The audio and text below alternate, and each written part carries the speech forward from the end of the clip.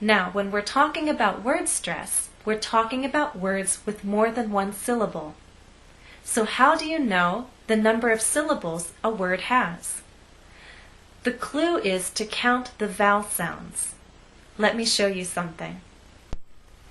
Now here are some words to help explain how we count syllables. At the beginning of this lesson, I talked about getting a job on a steamboat. I traveled along the river, and I saw different states.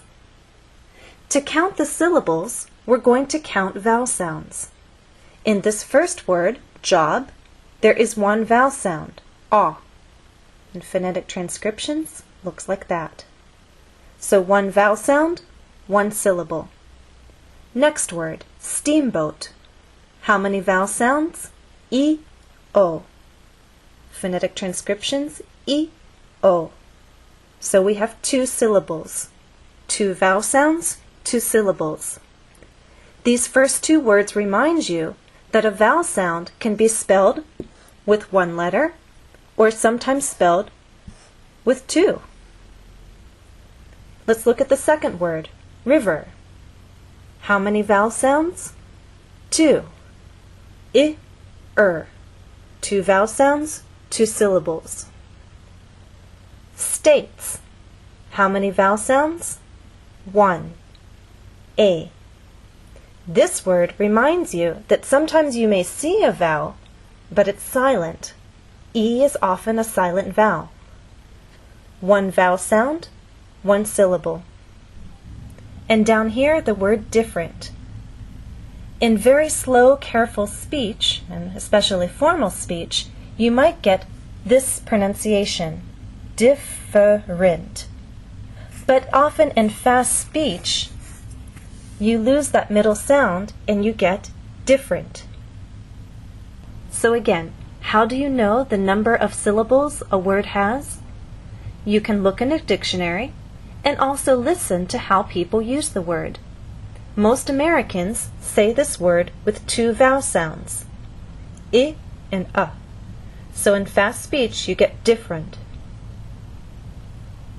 So now you know how many syllables there are in each word, we can talk about which syllable is stressed. Now, we can only talk about word stress when there's more than one syllable. So we're not going to look at job, and we're not going to look at state. In steamboat, you will either look in a dictionary and see that the first syllable is stressed, or hear people speak and they'll say steamboat.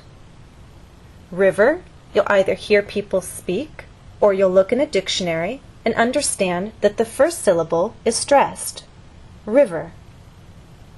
And in this last word, again, you'll either look in a dictionary or hear people speak and they'll say different.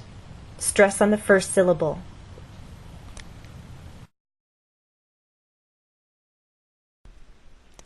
Exercise 3. Count the number of syllables in each word.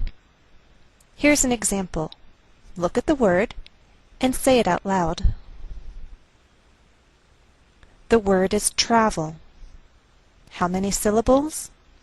2. Travel. There are two vowel sounds in this word. Travel. In phonetic transcriptions, a, e. Travel, two vowel sounds, two syllables. Let's start with number 1. The word is map. Map has one syllable. Number 2. The word is compass. Compass has two syllables. 3. The word is suitcase. Suitcase has two syllables. 4. The word is continent. Continent has 3 syllables. How did you do? I'm sure you did fine. If you found it a little difficult, though, go back and try again. Pay attention to the vowel sounds. Those vowel sounds are your clue. Exercise 4. Look, listen, and repeat. You will now hear all 50 states and their capitals. Note that we write a capital before the state. For example, Austin, Texas. The state is Texas, and its capital is Austin. When we write it, we separate the capital and state by a comma. Note on phonetic transcriptions. The IPA, or International Phonetic Alphabet, is used in this lesson. I choose, though, to be consistent with my earlier lesson on R. When it is pronounced as a consonant, I use this symbol. When it blends with a vowel sound, I use that vowel sound with this symbol. I also include secondary stress when appropriate. For example, the state Alabama. If you look at the transcriptions, there are two markings. One is raised, one is lowered. The primary stress is a raised mark. Secondary stress is shown by a lowered mark. So the greater stress is on this third syllable. We say Alabama, Alabama. What else is shared in this exercise? Interesting information. I'll show you the state flag, the location of the state, and date of statehood, which means when it became a state. And you'll hear short interviews with native speakers. Listen for the names of states and their answers to my questions.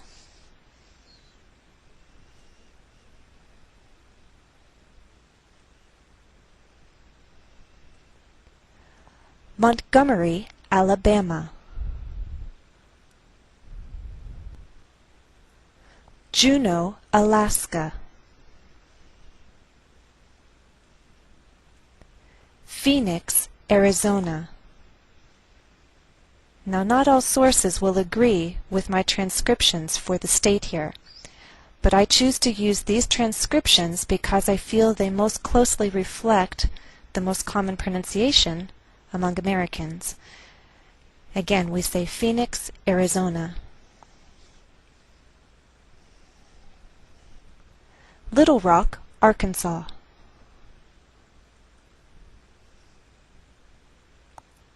Sacramento, California. Denver, Colorado. Hartford, Connecticut.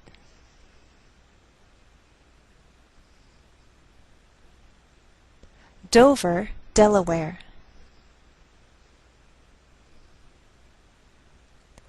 Tallahassee, Florida.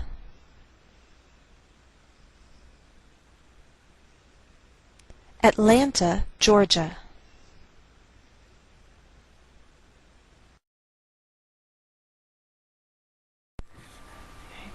Have you been to all 50 states?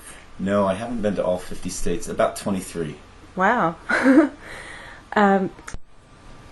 What's your home state? My home state is Massachusetts.